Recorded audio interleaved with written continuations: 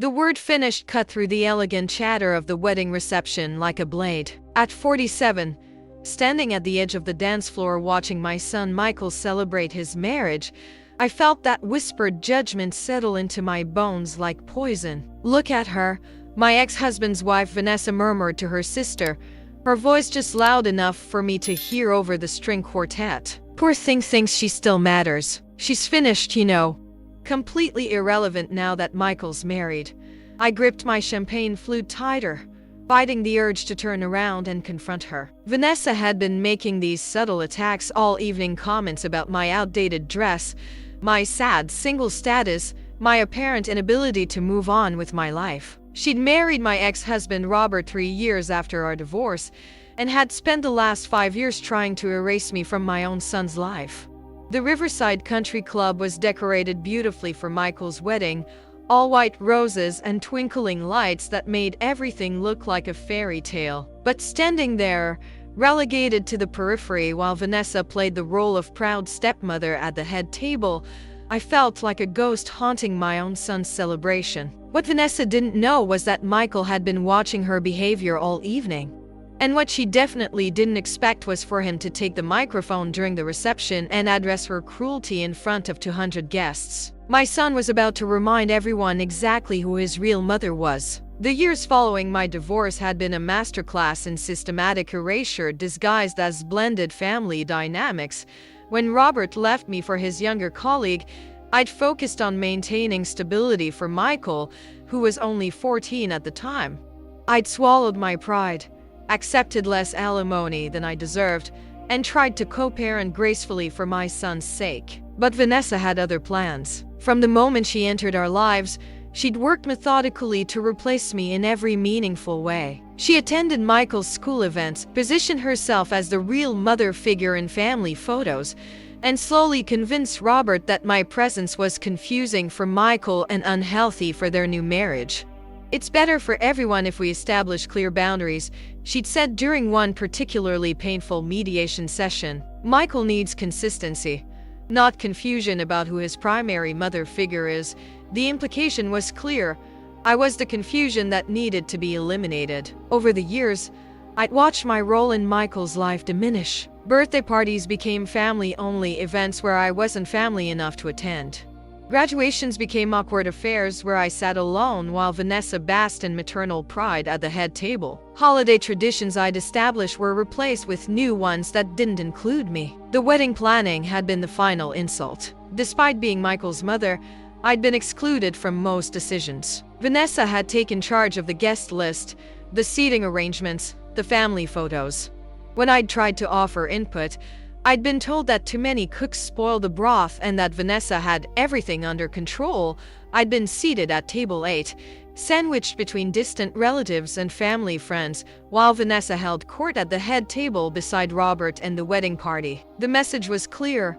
I was a guest at my own son's wedding, not a participant in the celebration. But what hurt most wasn't the seating arrangement or the exclusion from planning.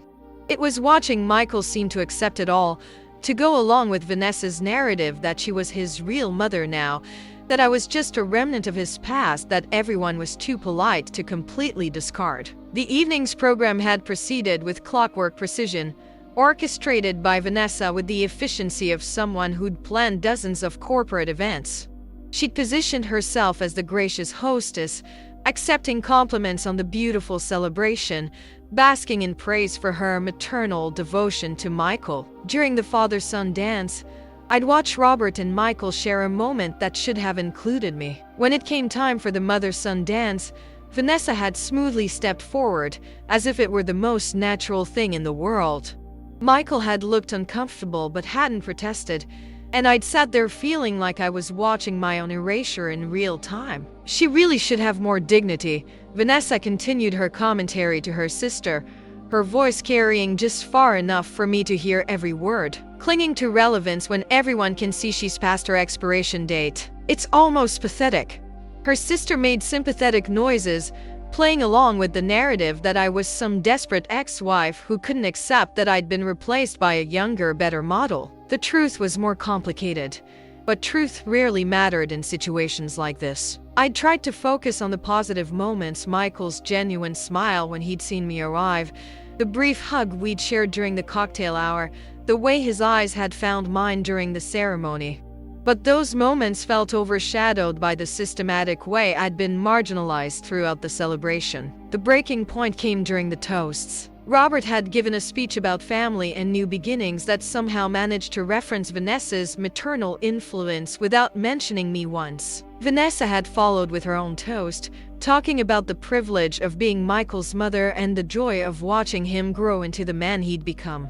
23 years of pregnancy, childbirth, sleepless nights, school struggles, teenage rebellion, and unconditional love reduced to nothing, erased, as if I'd never existed, never mattered, never been the primary force in shaping the man everyone was celebrating. But then Michael stood up, his face flushed with what looked like anger, and asked for the microphone. Watching my son stand up with that determined expression on his face, I felt a war raging inside my chest. Part of me was terrified of what he might say, afraid that any confrontation would only make things worse, would give Vanessa more ammunition to use against me in the ongoing battle for relevance in my own son's life. For years, I'd bitten my tongue, swallowed my pride, and accepted diminished roles to keep the peace. Every time Vanessa overstepped, every time Robert allowed her to erase me from family narratives, every time I was excluded or marginalized, I told myself it was better to stay quiet, better to be gracious, better to take the high road. But the high road had led me to table 8 at my own son's wedding, watching another woman receive credit for raising the child I'd carried for 9 months and loved for 25 years.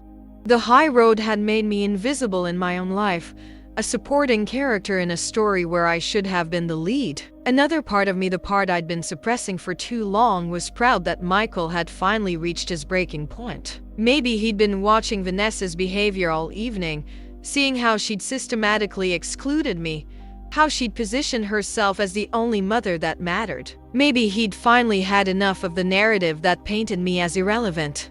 I thought about all the moments Vanessa had tried to claim, the late nights when Michael was sick and I'd held him until his fever broke, the hours I'd spent helping him with homework and listening to his teenage angst, the sacrifices I'd made to ensure he had every opportunity to succeed. Those moments couldn't be erased by seating charts or family photos or wedding toasts, but they could be forgotten if no one spoke up to defend them.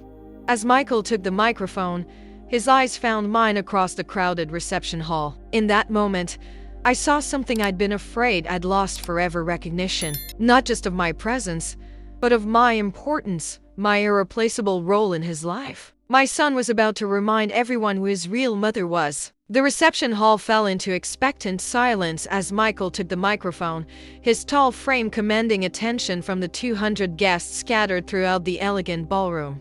The string quartet stopped playing, waiters paused in their service, and even the children seemed to sense that something significant was about to happen. "Thank you all for being here tonight," Michael began, his voice steady but carrying an undercurrent of emotion that made people lean forward in their seats. "This has been an incredible celebration, and Sarah and I are grateful for all the love and support you've shown us." Vanessa beamed from the head table, probably expecting another gracious thank you speech that would cement her position as the proud stepmother who'd helped raise this wonderful young man. "I want to take a moment to talk about family," Michael continued, his eyes scanning the room before settling on me. "About the people who shape us, who sacrifice for us, who love us unconditionally even when we don't deserve it." The tension in the room was subtle but growing. Something in Michael's tone suggested this wasn't going to be the typical wedding toast. Vanessa's smile had become slightly fixed, her instincts apparently warning her that this might not go as she expected. "There's been a lot of talk tonight about mothers and maternal influence," Michael said, his voice growing stronger, "about the women who've guided me and helped me become the man I am today." He paused, his gaze moving deliberately to the head table where Vanessa sat, then back to me at table 8. "But I think there's been some confusion about who deserves that credit," he continued, his words causing a ripple of whispered conversations throughout the room. "Some misunderstanding about who really raised me, who really sacrificed for me, who really earned the title of mother. Vanessa had gone pale, her champagne glass frozen halfway to her lips as she realized where this was heading. Robert looked confused and increasingly uncomfortable, probably sensing that his carefully constructed family narrative was about to be challenged. "So I want to set the record straight," Michael announced, his voice now ringing with authority. "In front of all of you, in front of everyone who matters to me." He stepped away from the head table and began walking across the dance floor, the microphone in his hand, his destination clear to everyone in the room. He was walking toward me. What happened next would become the defining moment of the evening, the story that guests would tell for years to come. Michael walked across that dance floor with purpose, his wedding tuxedo making him look older, more authoritative, more certain of his convictions than I'd ever seen him. "Mom," he said as he reached my table, his voice carrying clearly through the microphone, "would you please join me?" The word mom rang through the reception hall like a bell, clear and unambiguous. Not Linda, not my mother Linda, but Mom, the title that Vanessa had been trying to claim for 5 years. I stood on trembling legs, my heart hammering against my ribs as 200 pairs of eyes focused on me. Michael took my hand and led me to the center of the dance floor, positioning us where everyone could see. "This is my mother," he announced, his arm around my shoulders, his voice filled with pride and love. "Linda Patterson, the woman who carried me for 9 months, who stayed up with me through every fever, who taught me to ride a bike and drive a car and treat people with respect." The silence in the room was absolute. Even the waitstaff had stopped moving, sensing they were witnessing something extraordinary. "She worked 2 jobs to pay for my college tuition," Michael continued, his voice growing stronger with each revelation. "She drove me to every baseball practice for 8 years, even when she was exhausted from pulling double shifts. She taught me that love isn't about what you can provide materially, it's about showing up, day after day, even when it's hard." I could see Vanessa at the head table, her face a mask of shock and humiliation. Robert looked stunned, perhaps realizing for the first time how his son really felt about the family dynamics he'd allowed to develop. "For the past 5 years, Michael's voice took on a harder edge. I've watched people try to rewrite the story of who raised me. I've listened to speeches that gave credit to the wrong person. I've sat quietly while the woman who actually sacrificed for me was pushed to the sidelines." He turned to face me directly, his eyes bright with unshed tears. "Mom, I'm sorry I let that happen. I'm sorry I didn't speak up sooner. I'm sorry I let anyone make you feel like you were replaceable or irrelevant or finished." The last word hit like a thunderclap, and I realized he'd heard Vanessa's cruel whispers. My son had been watching, listening, and finally deciding he'd had enough. "You're not finished," he said, his voice breaking with emotion. "You're not irrelevant. You're not replaceable. You're my mother, the only mother that matters, the woman who made me who I am." Then he did something that brought the entire room to tears. He pulled me into a hug, not a polite, formal embrace, but the kind of hug he used to give me when he was little and needed comfort. The kind of hug that said everything words couldn't express. "I love you, Mom," he whispered into the microphone, his words carrying to every corner of the silent reception hall. "And I'm proud to be your son." The standing ovation that followed lasted for 5 full minutes. The aftermath of Michael's speech transformed the entire evening. What had started as Vanessa's carefully orchestrated celebration of her stepmaternal success became a genuine recognition of the bond between a mother and son that no amount of manipulation could break. Guests who had barely acknowledged me earlier in the evening suddenly wanted to share their own stories about maternal sacrifice and love. The photographer, who had been focusing on the head table all night, asked for special portraits of Michael and me, just the 2 of us, mother and son, no one else's permission required. Vanessa disappeared from the reception shortly after Michael's speech, claiming a sudden headache. Robert remained, but he was subdued, perhaps finally understanding the damage his silence had caused over the years. But the most meaningful moment came later, during the real mother-son dance. The DJ played A Mother Like You by J.J. Heller, and Michael held me close as we swayed to the music, both of us crying openly. "I should have done this years ago," he whispered as we danced. "I should have stood up for you. should have made it clear that no one could replace you. You were protecting yourself, I replied, understanding finally that his silence hadn't been acceptance but survival. You were trying to keep peace in an impossible situation. I'm done keeping peace at your expense, he said firmly. You're my mother. You'll always be my mother. And anyone who has a problem with that can deal with me. As the evening wound down, Michael found me on the terrace overlooking the gardens. Thank you, he said simply.